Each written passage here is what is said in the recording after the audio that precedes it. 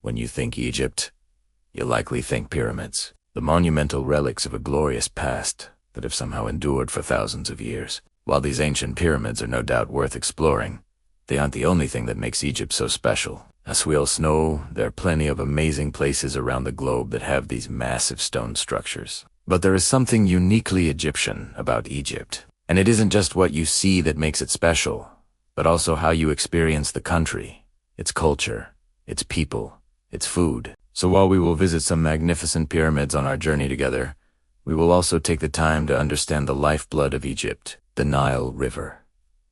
Our journey begins not with speed, but with the quiet, measured pace of a river that has flowed unchanged for 10,000 years. We are not rushing, but drifting, carried by the slow, inexorable pulse of the Nile, where the air itself seems ancient, thick with the scent of wet earth, dry sand, and the faint, sweet perfume of blossoming papyrus reeds along the banks. Imagine yourself now, sinking gently into this rhythm, allowing the boat's slight, soothing rock to become the first anchor of your rest, your mind settling like the silt beneath the dark, cool water. The sky above is a canvas of immense, stardusted velvet, the moon hanging high and round, casting long, peaceful shadows that stretch and curl across the water's surface, unbroken by the sharp clamor of the modern world. In this timeless quiet, we seek a silence that is not empty, but full of the profound, rich silence of history. The deep, silent language spoken only in stone. The eternal stillness of these monumental tombs is indeed awe-inspiring.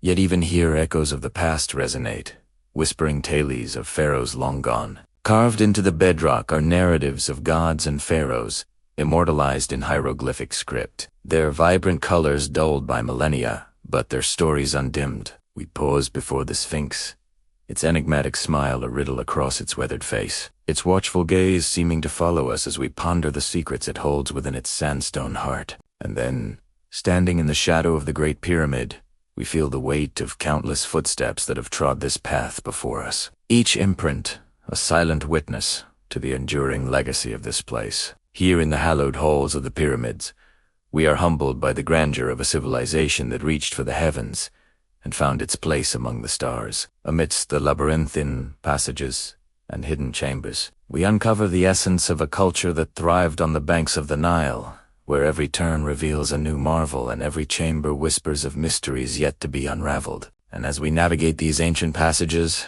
we can't help but feel a sense of kinship with those who came before us, united by our shared humanity and our insatiable curiosity about the world around us. But the allure of the pyramids is not confined to their monumental embrace. The bustling souk and bazaars surrounding them offer a vibrant tapestry of sights, sounds, and flavors that transport us to the heart of Egyptian life. The air is filled with the aromatic waft of spices, the rhythmic banter of merchants, and the tantalizing call to prayer echoing from nearby mosques. We lose ourselves in the labyrinthine alleys, discovering treasures both ancient and modern. From intricately crafted silver jewelry to vibrantly colored textiles adorned with hieroglyphic patterns, each step is a sensory delight, a feast for the eyes, ears, and even our sense of touch.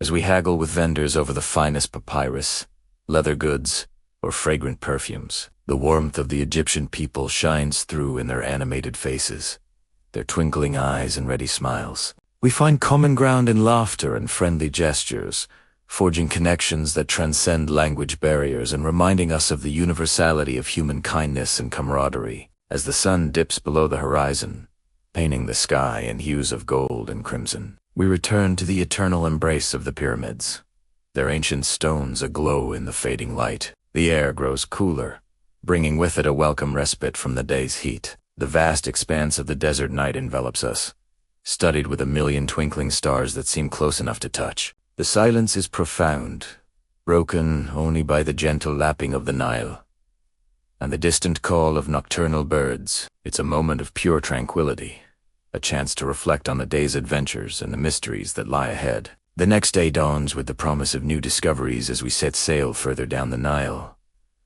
A traditional Egyptian sailboat, glides gracefully across the water, its white sails billowing in the wind like the wings of a giant bird. The rhythm of the waves becomes our lullaby, rocking us gently as we drift towards our next destination. On the deck, the warm Nile breeze caresses our skin, carrying with it the sweet scent of orange blossom and the salty temps of the river. The vast panorama of the Egyptian countryside unfolds before us, a tapestry woven with emerald green fields, golden wheat, swaying palm groves, and the terracotta hues of ancient Thebes. As we cruise along, we catch glimpses of daily life along the river's edge, watching local fishermen cast their nets, farmers tending to their crops, and children waving from the banks.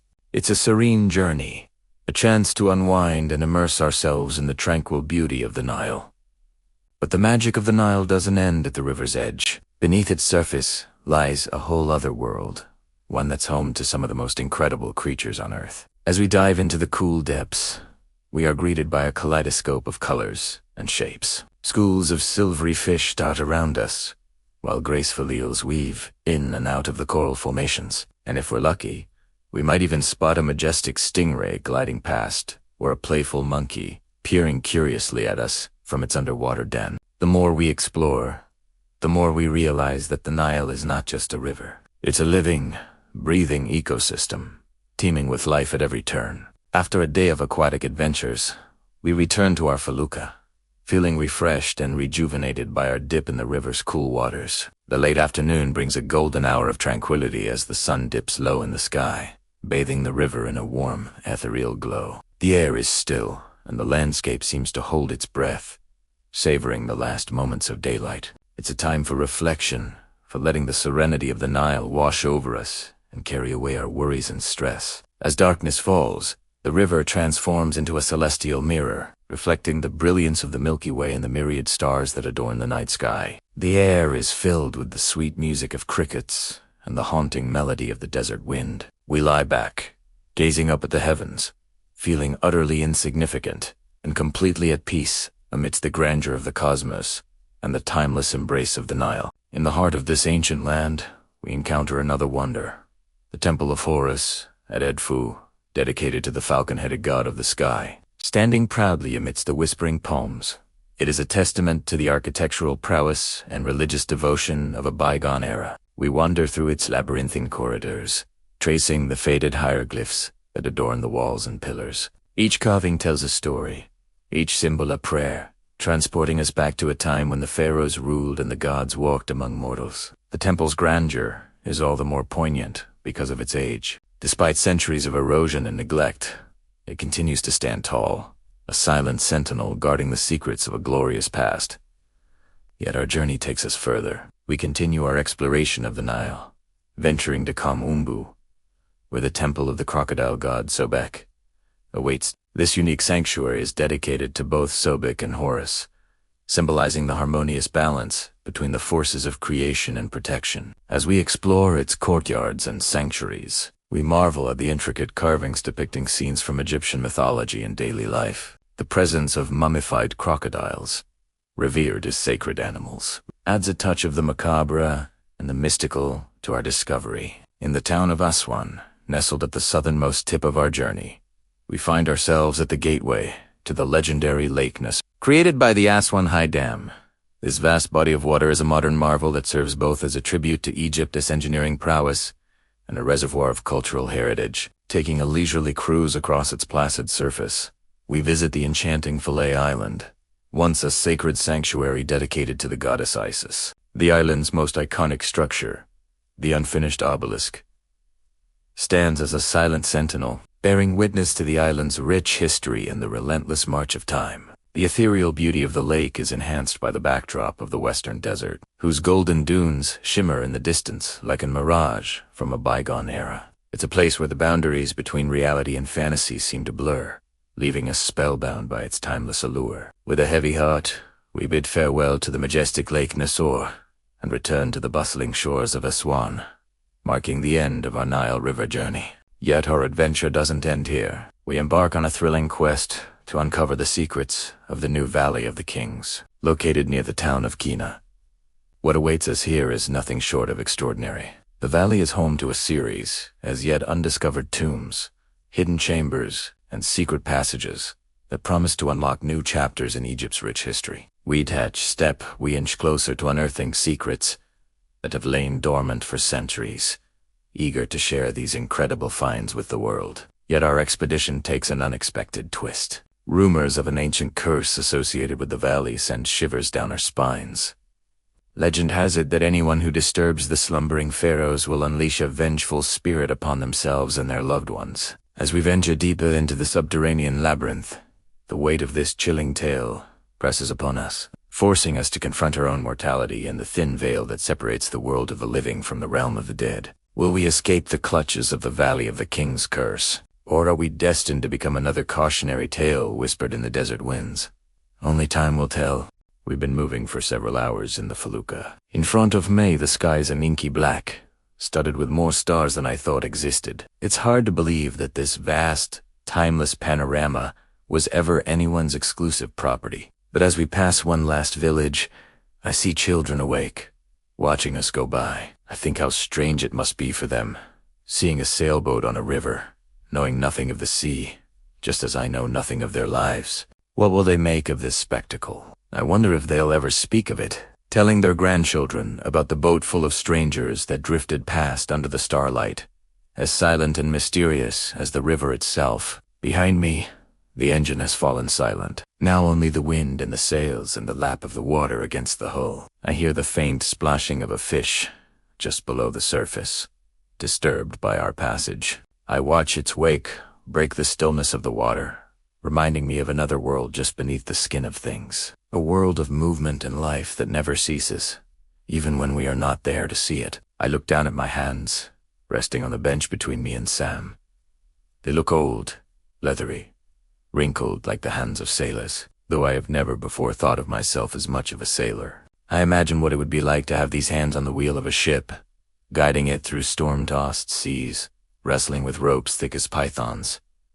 But there is no wheel here, only the endless flow of the river, and instead of ropes, there are sheets of canvas that billow in the night wind. I wonder who I am, who we all are, on this boat sailing through the dark. And then sleep claims me. I drift off to the sound of the wind, of crickets, and of water lapping against the hull. When I wake, the sun is beginning its slow ascent, bleeding gold and rose onto the darkening blue of the sky. Before me, the river widens, opening up to reveal a flat, featureless expanse of water under a sky without horizon. Looking out over this boundless panorama, I suddenly understand what it means to be truly alone. Here, in the heart of the ancient Egyptian world, I am utterly and terrifyingly alone. There's nothing to arrest the eye, nothing to mark the passing of time, nothing to interrupt the infinite solitude of this moment. There is nothing and no one but me.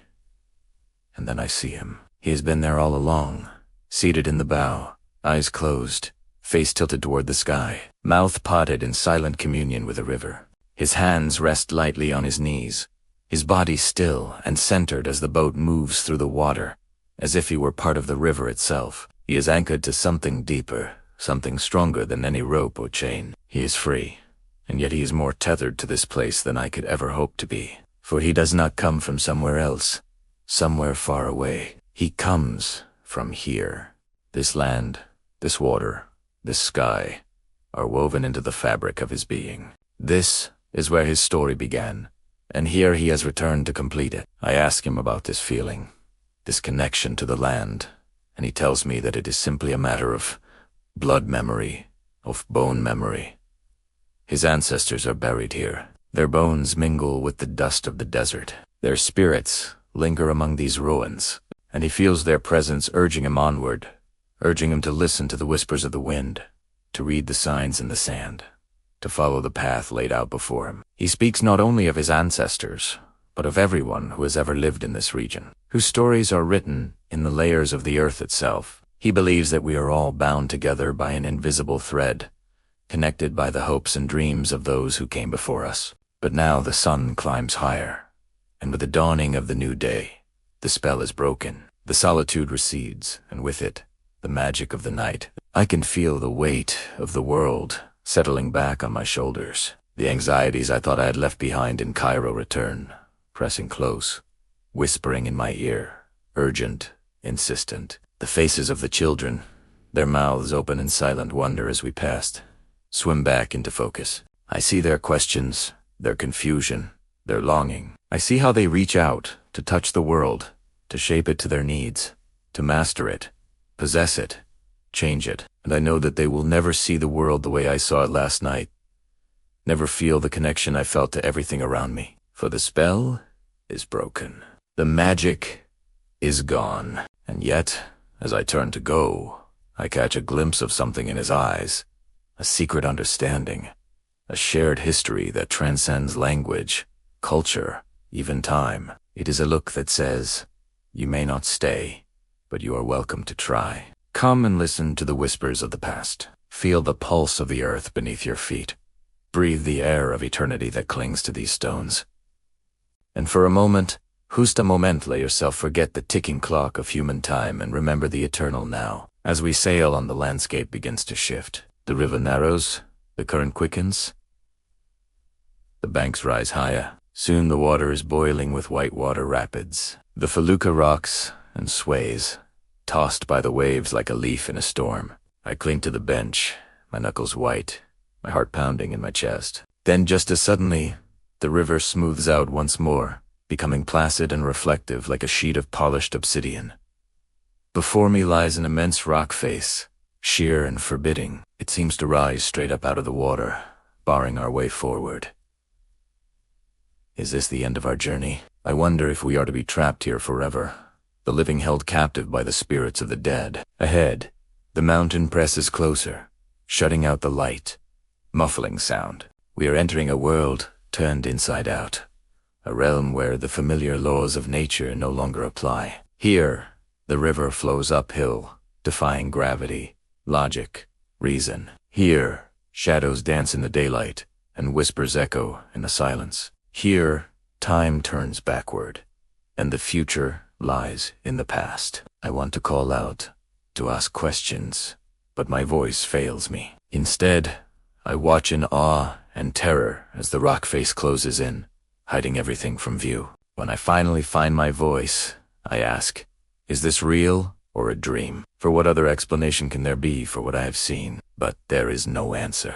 There is only the sound of rushing water and the whisper of wind through the rocks. And as we pass through the narrow confines of the gorge, I know that I am changed, irrevocably changed. The world will never seem the same again. The boundaries between reality and imagination, between past and present, between life and death, are blurred beyond recognition. I am lost, and yet I have never been found. I am here, and yet I am everywhere. I am nothing, and yet I am everything. The world is a mystery to be explored, a riddle to be solved, a story to be lived. The journey is the destination, and the only way forward is always through. And then we turn toward the riverbank. The path from the riverbank is covered in fine, powder-soft sand, cool beneath our feet. We walk in the moonlight, which illuminates the landscape in stark, breathtaking whites and blacks, lending every rock and dune a sculptural perfection. The air is exquisitely dry and still,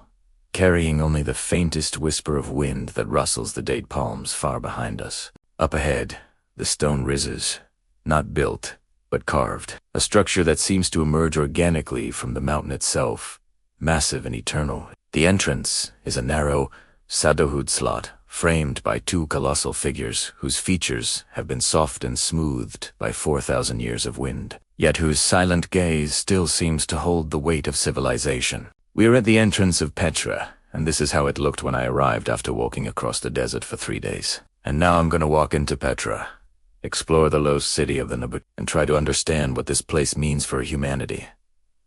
Hi everyone. Welcome back to the channel. When I think about all of the places I've been lucky enough to travel to, few have captured my imagination like Petra.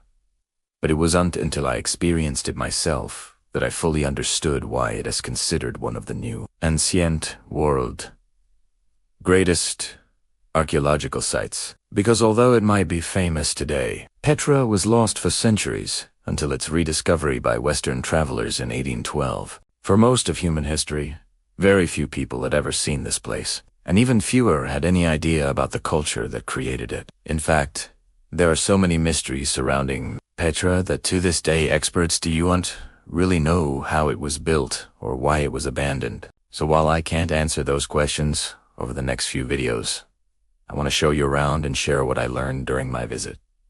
So let's go. You stop ever feeling the cool, solid presence of the rock, the sheer, dense silence of the stone. This is the realm of the silent language, a place where time did not stop, but was carved, frozen, and preserved. This is the entrance to Petra, also called Oskazna, or the treasury. It is easy to understand why it is the most famous monument in Jordan, and one of the most recognized archaeological sites in the world. Measuring over 140 meters high, the facade appears so impossibly intricate that it almost doesn't seem real, and yet closer inspection reveals an astonishing level of detail. The frieze above the architrave is adorned with volutes and garlands. A series of urns containing plants and flowers decorate the corners, and along the base course run 2 rows of figures, each face unique and different. The symmetry is balanced and flawless, and every inch of space has been filled with decoration. But it's not just a decorative masterpiece. From an engineering perspective,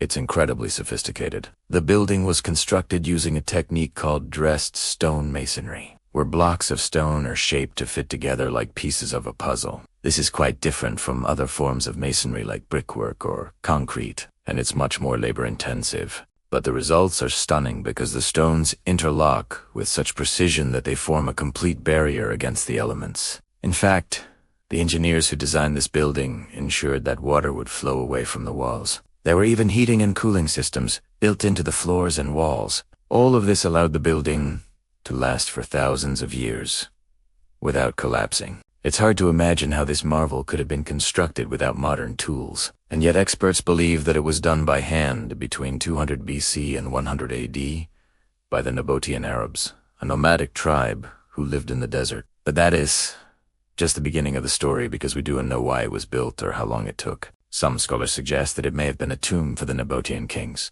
while others believe it was a temple. Still others think it served as a public building or perhaps a fortress. What we do know is that the Nabateans were a fascinating people. They were expert traders who controlled the flow of goods between the Mediterranean and India, and they amassed great wealth as a result.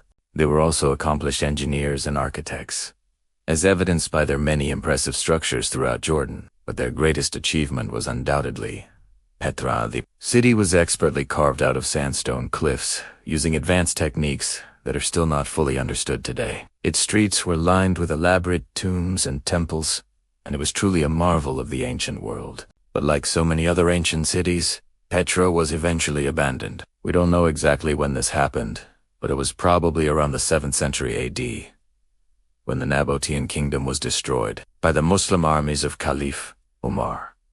Whatever the reason for its abandonment, the city was completely lost to the outside world for centuries. It wasn't until 1812 that a Swiss explorer named Johann Ludwig Burckhardt rediscovered it. He had followed an old rumor that led him to a Bedouin woman who knew of a hidden city in the desert. With her help, he found Petra, and it was finally opened up to Western travelers. So while we may never know exactly why the Nabateans built this place or how they did it, we can appreciate its beauty and complexity and learn from their amazing skills as engineers and architects. Stepping across the threshold, the world changes instantly. The heat that clung to you like a second skin. The dust that danced in the air like 1,000 tiny demons. The ceaseless drone of humanity and commerce. All of it left behind with a finality that startles. The world outside ceases to exist. You are inside. The heat vanishes, replaced by the embracing, profound coolness of the interior. It is a stillness so complete that your own breath sounds loud, echoing softly off the smoothed walls. Torches held by our small party flicker, their light immediately humbled by the vastness of the hall. They illuminate only small, careful circles of color and form, dancing shadows that flee at the slightest twitch of the flame. You step over the threshold of time. Thousands of years fall away, leaving you alone with the pharaohs and priests, scholars and slaves. Here in the great labyrinth within this temple tomb complex, hidden deep in the Egyptian desert, you feel the presence of countless lives lived, of monumental effort expended of men and women who sought to unlock the secrets of existence and capture them in stone. Here you are but one among countless visitors, a single note in a timeless symphony. Your footsteps echo on flagstones worn smooth by countless pilgrims who have come before. Their footsteps fell silent long ago, but their essence lingers still. Some came seeking healing, finding only death. Others sought wisdom, or maybe only shade from the sun's relentless glare. Some fled from justice, only to find its reach was longer than they thought. Some brought tribute to the dead pharaohs interred here, hoping for favor in return.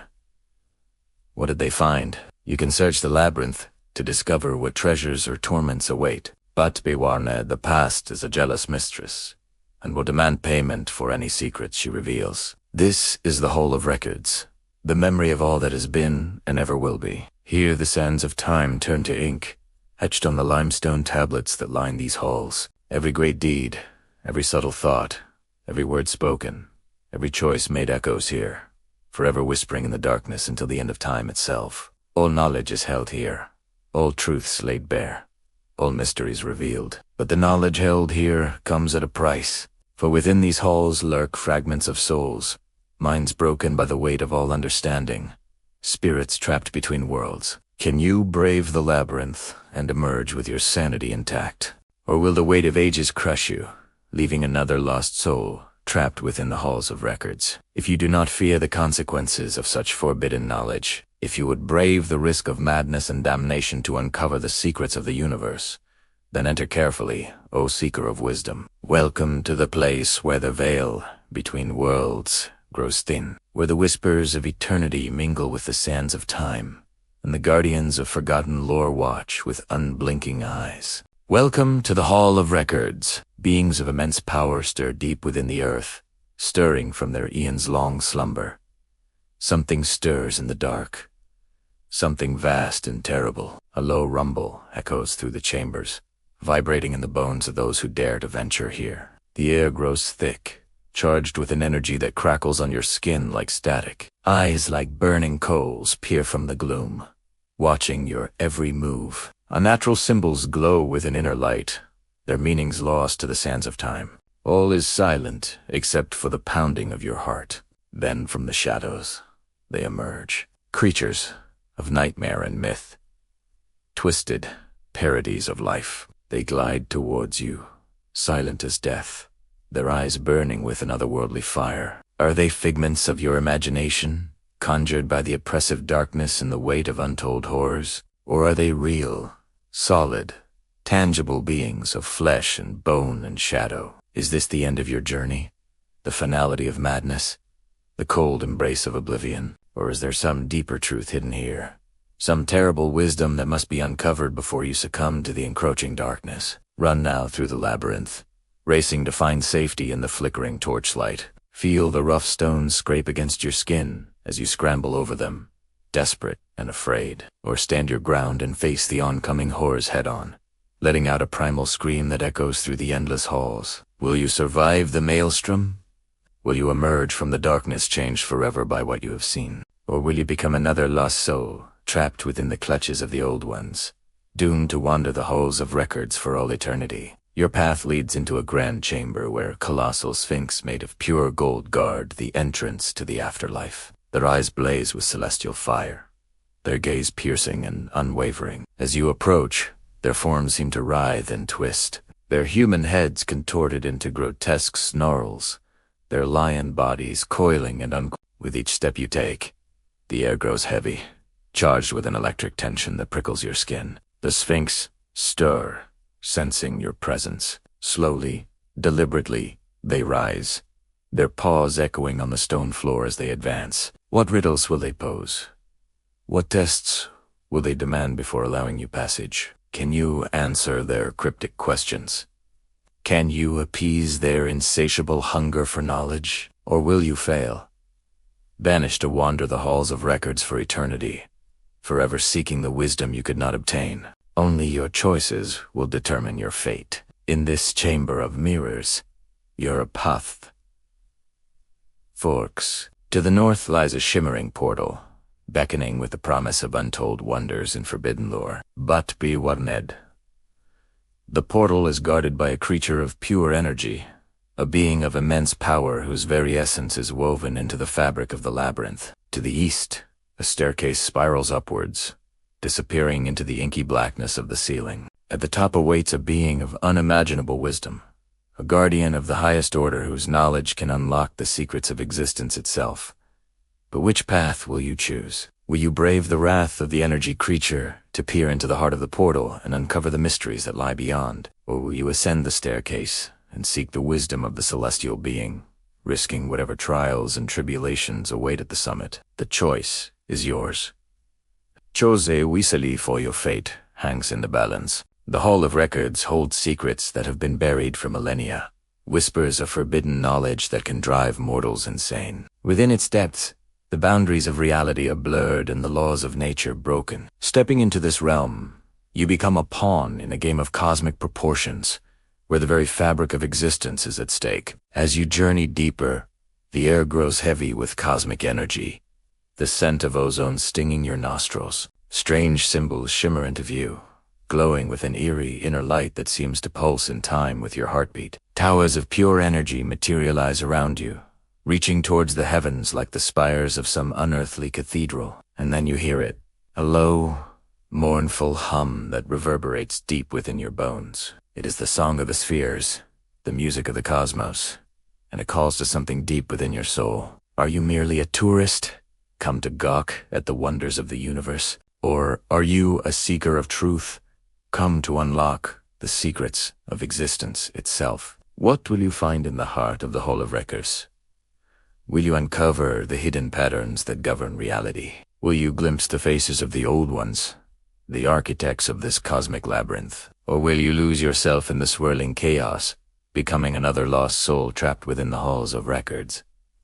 Only you can decide your fate. And then the door closes behind you, sealing your fate. You are trapped now within the halls of records, the weight of countless lifetimes pressing down upon you. The walls whisper with the echoes of ages past, the murmur of forgotten tongues. The shadows dance with phantoms just beyond your vision. Time itself seems to twist and distort, stretching and contracting in ways that defy comprehension. Can you navigate this shifting maze? Can you find the exit before you are consumed by the labyrinth? Or will you surrender to the inevitable, accepting your fate as the newest prisoner of the halls of records? This place feels timeless, as if walking through its threshold, I've somehow left the 21st century behind. Here, the pulse of life is slower, measured by the shadows cast by sunlight filtering through tiny holes in the ceiling. Or perhaps there are no ceilings here, only a vast expanse of sky that stretches all the way down, impossibly far. In T's plays, it's hard to believe in death. It seems impossible that anyone could have died here, and even harder to believe that anyone could have really lived, anywhere else. My skin prickles with goosebumps as I realize this place is the very essence of human imagination. Thought made manifest, ideas given form. To walk inside is to step into the collective consciousness of thousands of years. To feel the energy of every person who has ever stood here before me, wondering about the same things I wonder now. Here, gods are born, gods and kings. The word Karnak means great place, or fortified city. And it was here, within these sun-bleached walls, that ancient Thebes assembled their armies for their great campaign, defeated the invading Persians at the Battle of Marathon, and established their hegemony over Egypt. It's hard to fathom how such monumental events could have happened so long ago, but as I walk among these silent ruins, I can almost hear the clash of arms and the shouts of soldiers long dead. Can almost feel the heat of 1,000 campfires and the dust kicked up by chariots thundering across the desert sands. And everywhere around me are reminders of the gods they worshipped. The Egyptians believed their pharaohs were divine, and each king was associated with a particular god or goddess. For example, Tutankhamun, one of the most famous of the pharaohs, was associated with the god Aten, and his successor, Akhenaten, was obsessed with this sun god, moving the empire's capital to Amarna and remaking its religion around him. Next, Ramesses II, the man who fought against the Hittites and made peace with them, was associated with the god Ra. In fact, the Egyptian pharaohs were considered to be the embodiment of the gods on earth, and they ruled with absolute authority. They believed that their pharaohs had been chosen by the gods to lead their people, and they had a duty to obey their every command. This belief system helped to maintain order and stability in the empire, but it also led to some of the pharaohs abusing their power. One of the most infamous examples of this is King Tut, who took the throne when he was only 9 years old and died at the age of 19.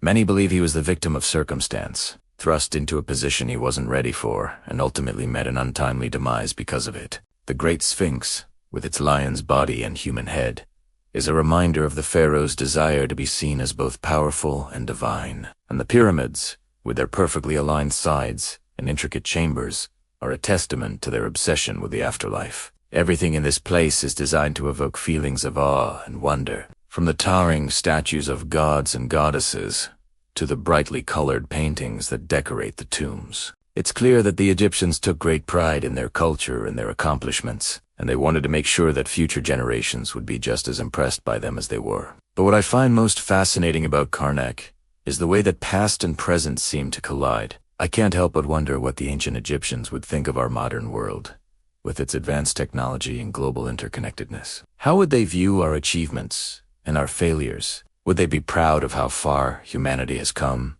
Or would they be disappointed in the state of the world today? As I wander through the ruins, I find myself asking these questions and many more. What did the ancient Egyptians believe about the world around them? How did they view their place in the universe? And what lessons can we learn from their culture and accomplishments? Unfortunately, the ancient Egyptians kept few written records about themselves. Most of what we know about them comes from the artifacts they left behind, such as their temples and tombs. These structures are filled with clues about their beliefs and way of life, but they're often cryptic and open to interpretation. For example, the Egyptians kept meticulous records of their king's lineage, but they didn't leave behind any detailed accounts of their daily lives. We have to piece together their culture and customs from the fragments of evidence we find in their art and architecture. Despite the challenges, scholars have made some fascinating discoveries about the ancient Egyptians. For example, they've uncovered evidence that the Egyptians kept domesticated animals, including cats,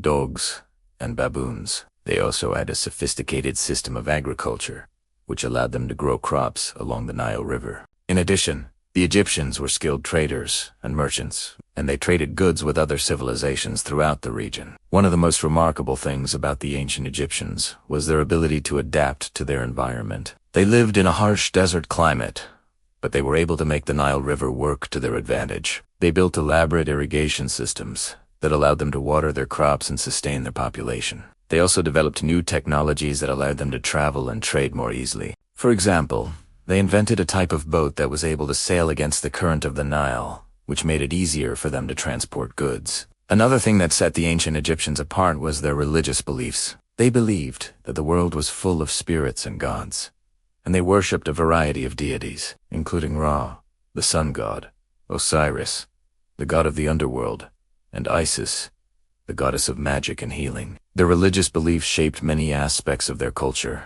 including their art, architecture, and daily life. One of the most iconic features of Karnak is the hypostyle hall, a massive chamber supported by hundreds of massive columns. Everywhere around me are reminders of the gods they worshipped. The Egyptians believed that their pharaohs were divine, and each king was associated with a particular god or goddess. For example, Tutankhamun, one of the most famous of the pharaohs, was associated with the god Aten, and his successor, Akhenaten, was obsessed with this sun god, moving the empire's capital to Amarna and remaking its religion around him. Next, Ramesses II, the man who fought against the Hittites and made peace with them, was associated with the god Ra.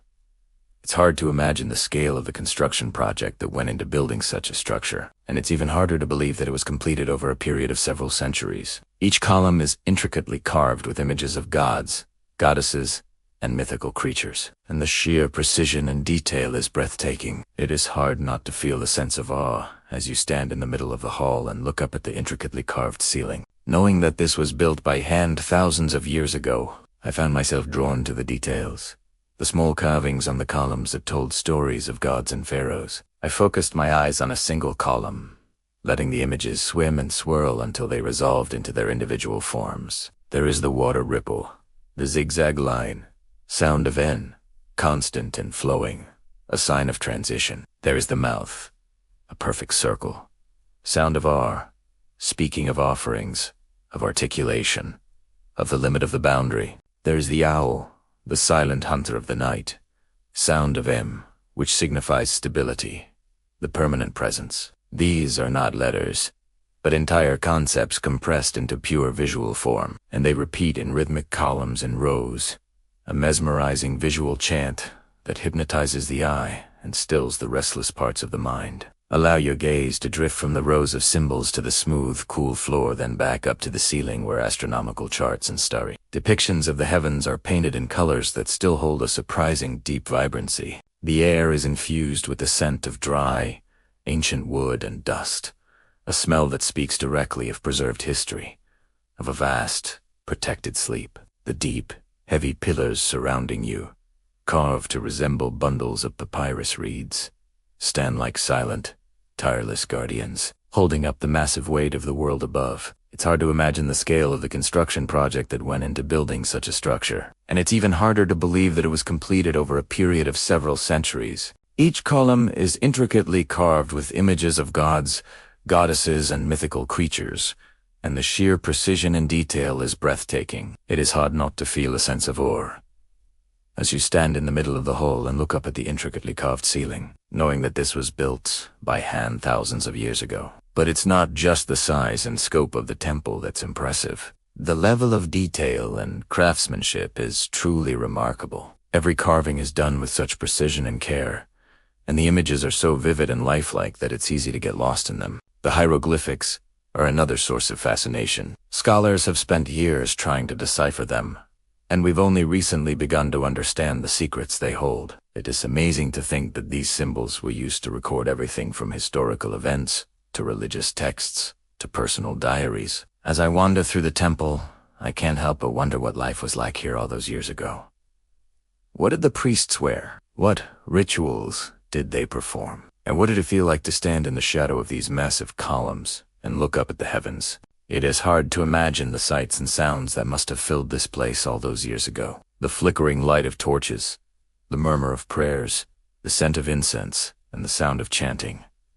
It must have been a truly magical place. The great Temple of Karnak is more than just a collection of ancient ruins. It's a portal to another world, a world of pharaohs and gods, of priests and worshippers, of a time when the human imagination was at its most powerful. It is a reminder of the incredible achievements of the ancient Egyptians and the enduring legacy they left behind. If you enjoyed this experience, you might also enjoy exploring the pyramids of Giza and the Valley of the Kings, two other iconic destinations in Egypt that offer a glimpse into the world of the pharaohs. I stood there for a long time, arms stretched out, fingers trailing over the contours of a figure carved into the wall. My hand traced the perfect cobra, head erect, tongue flicking out, ready to strike, but also coiled into itself, ready to become one with its tail. The image was both still and dynamic, potent and peaceful at the same time. I wanted to memorize this sensation, to internalize its stillness so I could carry it with me.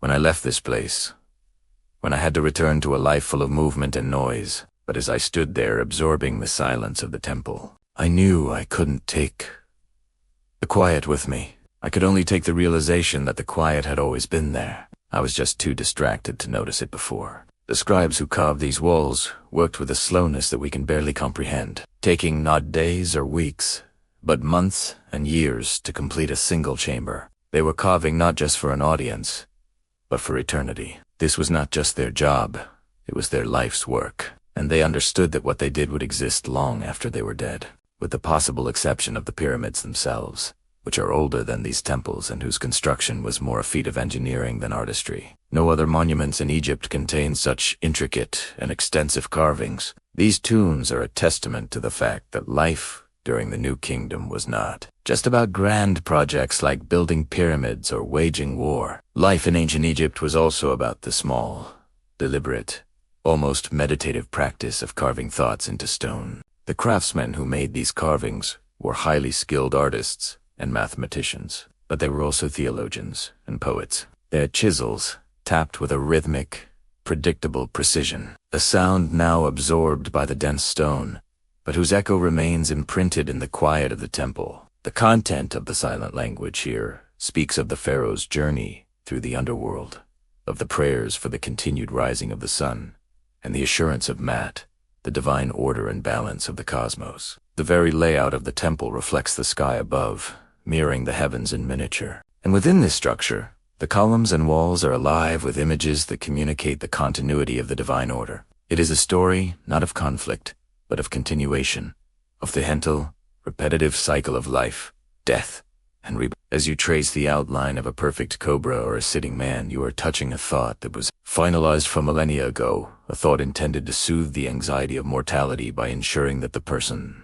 Isaname, identity would persist forever in the cool embrace of the stone. These aren't just pretty pictures or patterns meant to decorate the walls.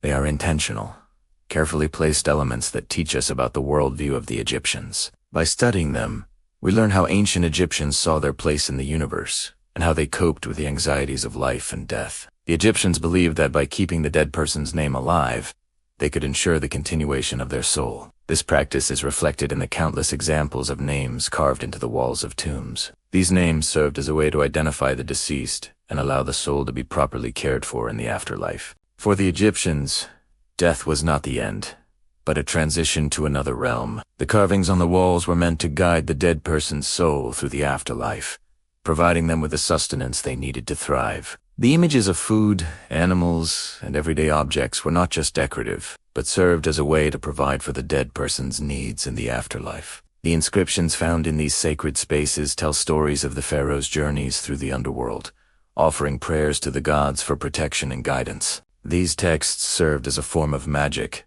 designed to ensure the safe passage of the soul and ultimately its reunion with the pharaoh in the afterlife. The walls of these tombs were not just a place to display wealth or power, but a canvas for expressing the deepest fears and aspirations of the human condition. The Egyptians believed that the world was a place of order and balance, and that this order was maintained by the gods. They saw the pharaoh's role as the embodiment of this cosmic order, and the tombs were designed to reflect that. The images of the pharaoh and other members of the royal family were often accompanied by those of the gods, showing their connection to the divine. The Egyptians believed that the pharaoh was a god on earth, and that his tomb would become a house for his divine. The walls of the tomb were decorated with images of the pharaoh's journey through the underworld, a journey that he had to undertake to reach the field of reeds. The Egyptians believed that the journey through the underworld was perilous, and that the dead pharaoh needed all the help he could get. So the walls of his tomb were covered with images of protective deities and scenes of the pharaoh overcoming obstacles.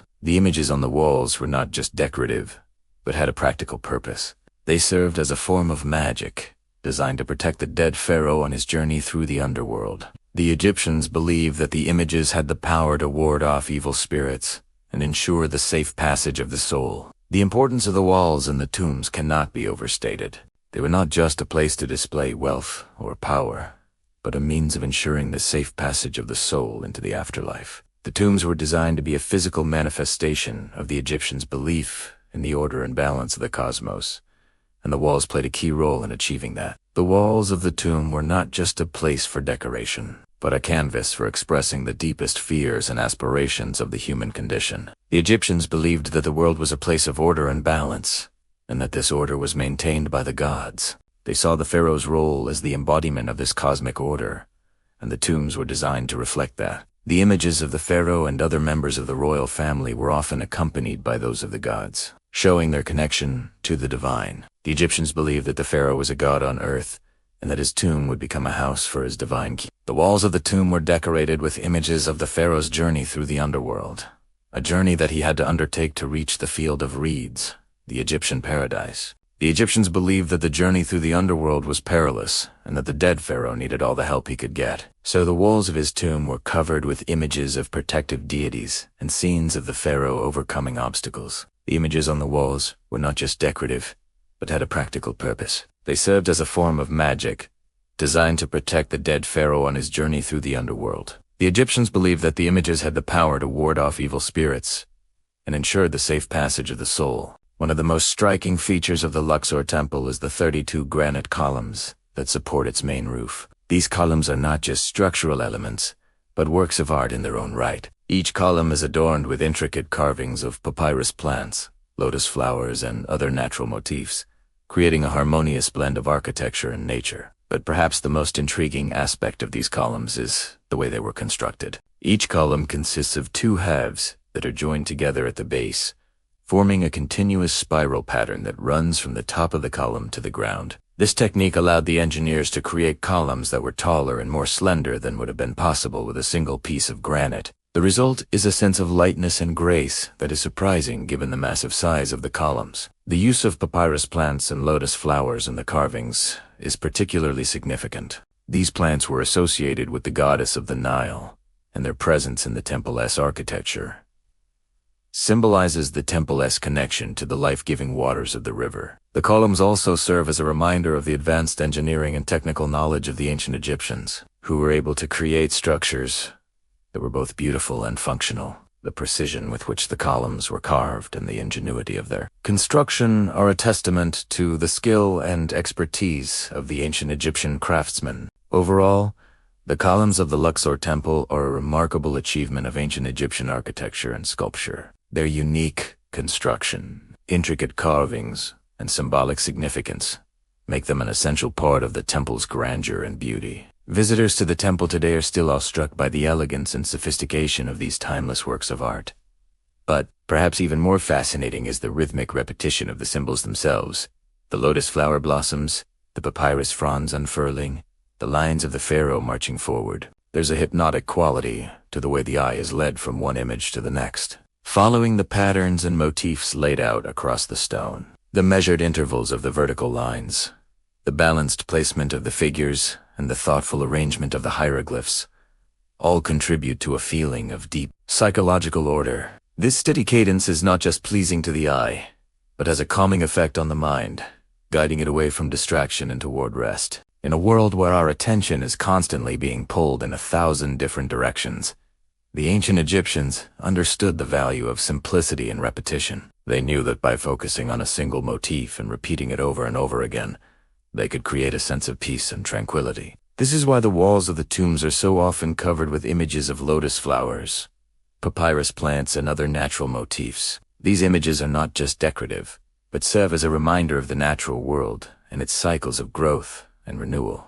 By meditating on these images, the Egyptians believed they could achieve a state of mental clarity and emotional balance. Today, when we stand in front of these ancient walls, we can experience the same calming effect. We can let our eyes drift over the smooth curves of the lotus flower or the graceful arc of a papyrus frond and feel ourselves being transported to a different state of mind. We may not believe in the Egyptian gods or the afterlife, but we can still appreciate the beauty and tranquility of these ancient carvings. They remind us of the power of simplicity and the importance of finding moments of peace in a chaotic world. As you explore the ancient tombs and temples, I encourage you to take your time and really appreciate the beauty of the walls. Let your eyes wander over the intricate carvings, and let your mind relax into the steady rhythm of the repetitive patterns. You may just find yourself feeling more centered and at peace.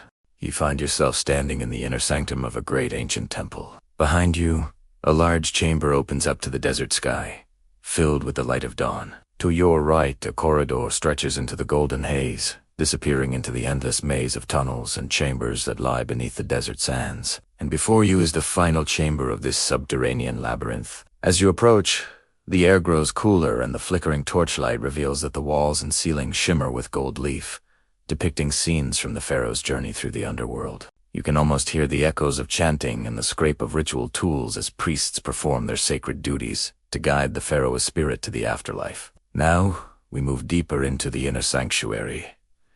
It is smaller and more intense. The colors are richer and the air is noticeably colder. The focus here is singular. The great cartouche of the pharaoh. His name's enclosed in an oval ring meant to protect him for all time. Here, the carving is at its finest. The lines are so thin they seem drawn with a pen, yet they capture the regal dignity and quiet power of the king. He sits, enthroned, a calm and timeless colossus, ebon in death. His eyes, though deeply set, seem to follow your every move. They are windows to the eternal flame that burns within, a flame that the cool embrace of the desert night cannot extinguish. His hands rest on his lap, fingers steepled in contemplation, holding the secrets of the universe in their timeless grasp. His expression is one of serene wisdom, lips parted as if in the midst of utterance, sharing knowledge that transcends the boundaries of life and death. The presence of the pharaoh is not one of dominance or tyranny, but of quiet strength and inner peace. His shoulders, broad and stoic, speak of resilience and endurance, while his posture exudes a noble bearing that commands respect without demanding obedience. The intricate details of his attire and adornments are a silent testament to his status, each element telling a story of craftsmanship and devotion. From the delicate folds of his royal garments to the intricate patterns adorning his throne, every aspect speaks of a life well lived and a legacy that will endure. Above him, the rectangular frame, known as a pylon, is adorned with hieroglyphic inscriptions that glorify the pharaoh's deeds and divine lineage. It's as if the very stones themselves are singing his praises, echoing his triumphs for eternity. As you stand before the pharaoh, you feel a profound sense of connection to the past, a realization that you are witnessing history firsthand. It's as if the intervening centuries have melted away, leaving you in the presence of the pharaoh in the prime of his power. The silence of the chamber is not empty, but filled with the echoes of a bygone era. You could almost hear the murmur of priests chanting ancient hymns, the gentle sway of worshippers in prayer, and the pharaoh's own voice resonating with the strength of 1,000 drums. The hieroglyphic script covering the walls becomes a silent language, whispering tales of adventure, conquest, and divine wisdom. Each symbol, each figure, each inscription adds a layer to the rich tapestry of the pharaoh's legacy. And then you notice it, something subtle yet profoundly impactful, the faint outline of another figure carved into the wall behind the pharaoh. At first, it seems like just another decorative flourish, but as your eyes linger, you begin to see more. This is no mere decoration. It is a depiction of the pharaoh's ka, his life force or soul, rendered in a lighter hue. The ka stands as a testament to the pharaoh's journey through the afterlife. As you continue to explore the chamber, you discover more hidden gems, intricate patterns and motifs woven into the fabric of the walls, ceilings, and floor. These are not mere embellishments, but carefully chosen elements that hold deep symbolic meaning. You begin to understand that this chamber is not just a burial place, but a microcosm of the pharaoh's beliefs, hopes, and dreams for the afterlife. Let's go back to the great cartouche of the pharaoh. Here, the carving is at its finest. The lines are so thin they seem drawn with a pen, yet they capture the regal dignity and quiet power of the king. He sits enthroned, a calm and timeless colossus, ebon in death. His eyes, though deeply set, seem to follow your every move. They are windows to the eternal flame that burns within, a flame that the cool embrace of the desert night cannot extinguish. His hands rest on his lap, fingers steepled in contemplation, holding the secrets of the universe in their timeless grasp. The pharaoh's presence is not one of dominance or tyranny, but of quiet strength and inner peace. His shoulders, broad and stoic, speak of resilience and endurance, while his posture exudes a noble bearing that commands respect without demanding obedience. The intricate details of his attire and adornments are a silent testament to his status. Each element tells a story of craftsmanship and devotion, from the delicate folds of his royal garments to the intricate patterns adorning his throne. As you stand before the pharaoh, you feel a profound sense of connection to the past, a realization that you are witnessing history firsthand. The intervening centuries melt away, leaving you in the presence of the pharaoh in the prime of his power. The silence of the chamber is not empty, but filled with the echoes of a bygone era. You can almost hear the murmur of priests chanting ancient hymns, the gentle sway of worshippers in prayer, and the pharaoh's own voice resonating with the strength of 1,000 drums. Outside, the relentless desert wind moans and whispers through the cracks in the temple, a constant reminder of the unforgiving landscape that lies beyond these sacred walls. The sound is mournful, yet strangely comforting, like the lament of a loyal companion who has stood guard for millennia. As you stand bathed in the ethereal glow of the torchlight, you realize that you are not just exploring an ancient temple, you are experiencing a profound meditation on life, death, and the mysteries of the afterlife. The chamber of the sleeping pharaoh is not just a place of burial. It is a sanctuary of the soul. It is a place where the boundaries between the physical and spiritual realms become blurred. You are enveloped in an atmosphere of tranquility, a state of being that transcends the chaos and distractions of the modern world. Your senses are heightened, your thoughts quieted, and you are left in a state of profound stillness. This is the heart of the temple, the core of the pharaoh's legacy. And as you stand here, you feel a deep sense of connection not only to the pharaoh, but to the eternal mysteries that lie at the core of human existence. The rhythmic patterns of the hieroglyphs have now fully settled into your awareness, becoming a visual mantra, a steady, unchanging pulse that guides your breathing to slow and deepen. Let the profound stillness of the stone enter your body, grounding you, calming you, making you as solid and still as the deep foundations of the temple itself. Inhale slowly and deeply, feeling the coolness of the air fill your lungs. With each exhale, let tension and stress melt away, replaced by a growing sense of relaxation. Imagine the weight of your body sinking into the earth, becoming one with the timeless slumber of the pharaoh. Allow your eyelids to grow heavy, your muscles to relax, and your mind to drift towards the peaceful silence of the desert night. You are held within the protective embrace of the temple, cradled by the unwavering support of ancient stone. Surrender to the rhythm of the cosmos, aligning your breath with the eternal pulse of the universe. Feel the vibrations of the earth resonate through your being,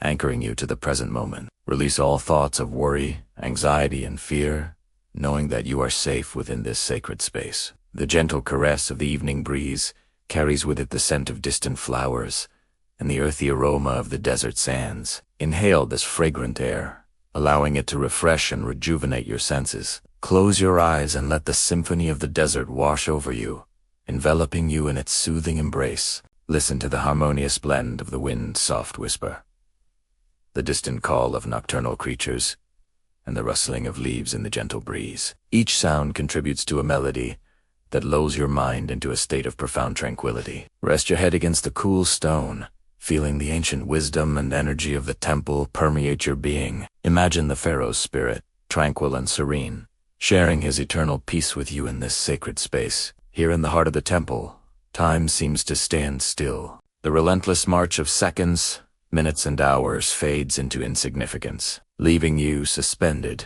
in an eternal now. Release all attachments to time and allow yourself to be fully present in this sacred moment. Embrace the stillness, the silence, and the solitude, allowing them to nourish your soul. This is a sanctuary of self-discovery, a place where you can connect with your innermost self. In the depths of your being, a still small voice beckons, offering guidance, clarity, and insight. Listen attentively, for this is your inner wisdom speaking, offering solace, reassurance, and understanding. Trust in the wisdom of your soul, for it knows the answers you seek. Have faith in the journey of life, for every challenge and setback is but a stepping stone towards greater wisdom and enlightenment.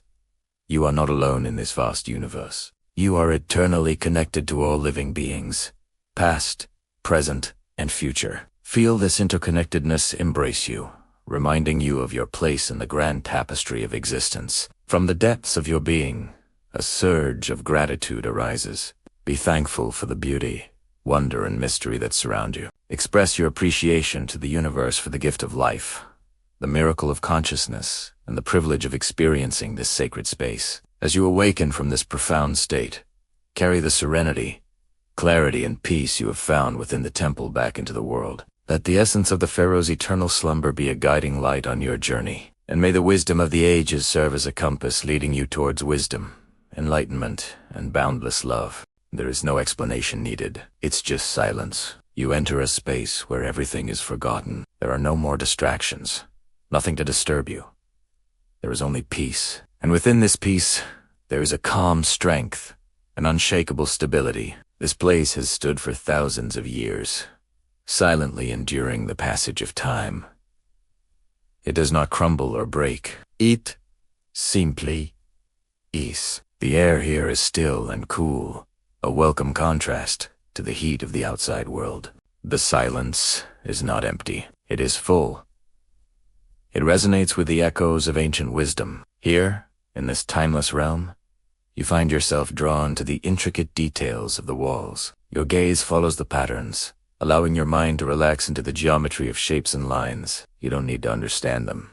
Just be with them. They are like old friends, welcoming you to this sacred space. The hieroglyphs dance before your eyes, their secrets unfolding slowly. At first, they seem like a jumble of lines and pictures, but as you continue to look, you start to see connections. The patterns of ancient order have been placed here by hands long gone, by minds deeply connected to the mysteries of existence. They speak of a time when humans lived in harmony with the cosmos, when the boundaries between the physical and spiritual were more fluid. Their whispers echo through the ages, inviting you to connect with this ancient wisdom. But you do not need to read their words. Just let their presence wash over you like the gentle waves of the Nile River.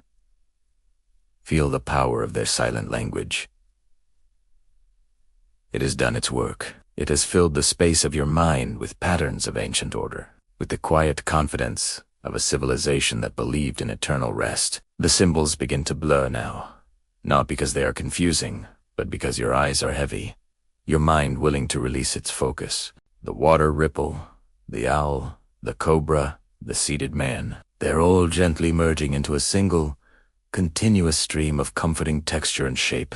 You feel the coolness of the chamber pulling you down into the deepest layer of rest, a sleep as profound and secure as the pharaoh's slumber in his sealed tomb.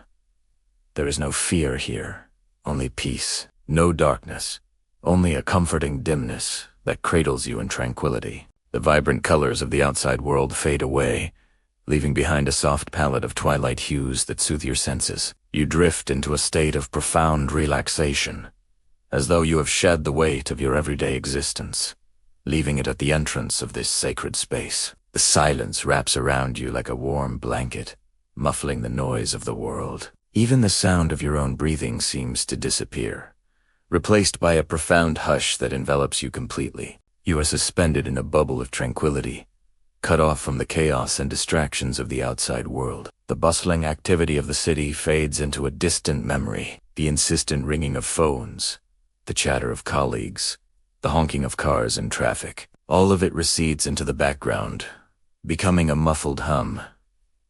You are no longer aware of the passage of time. There is no past, no future, only the richness of the present moment. You surrender to this timeless expanse, allowing yourself to be held by its quiet strength. The ancient wisdom embedded in these silent chambers seeps into your consciousness. It's not a tangible presence, but a feeling, an intangible energy that permeates the very essence of this place. It's as if the walls themselves are breathing, sharing stories of civilizations past. And then there is the cool air. It caresses your skin, carrying with it the scent of ages gone by. It whispers tales of pharaohs and priests, of rituals and beliefs. This living history surrounds you, connecting you to a legacy that transcends time. The cool air also brings with it a sense of peace, a calmness that settles over you like a soft blanket. It soothes your frayed nerves, easing the tension that you didn't even realize you were carrying. With each inhale,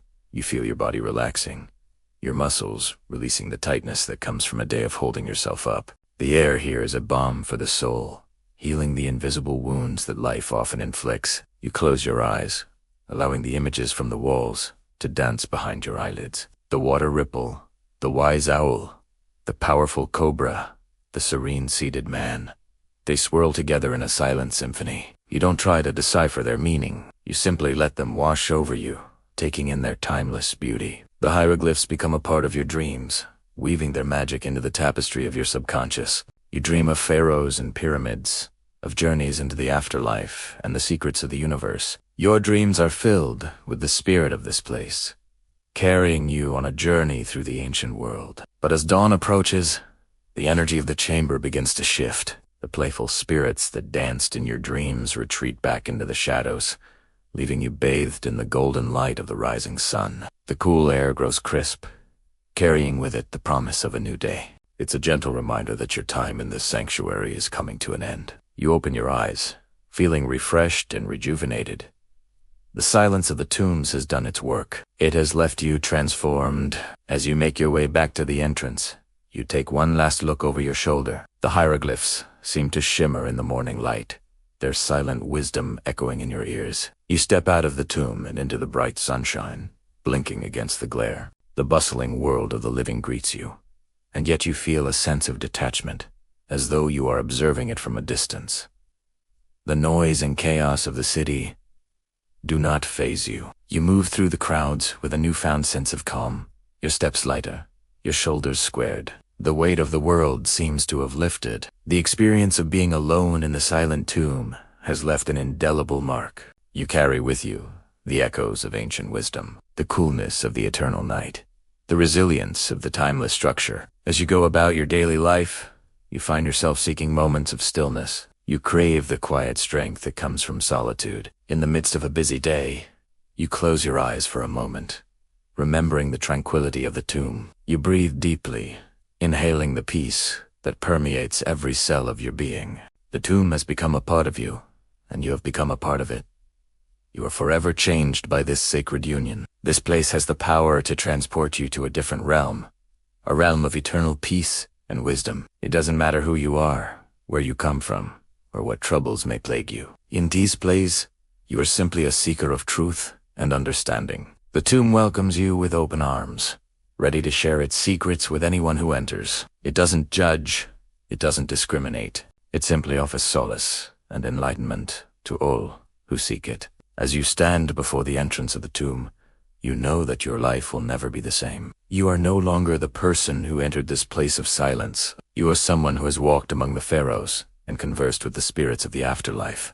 You are someone who has stared into the abyss of eternity and found peace. You leave the tomb with a heavy heart, knowing that you must return to the world of the living. But you carry with you the lightness of spirit that comes from knowing you are always welcome here. You can always return to this place of peace whenever your heart desires. So go forth, traveler, and carry the wisdom of the tomb in your heart. Let it guide you through the challenges of life, reminding you that peace and understanding are always possible. The tomb awaits your return, and the pharaohs watch over you, ensuring your journey back to eternal wisdom.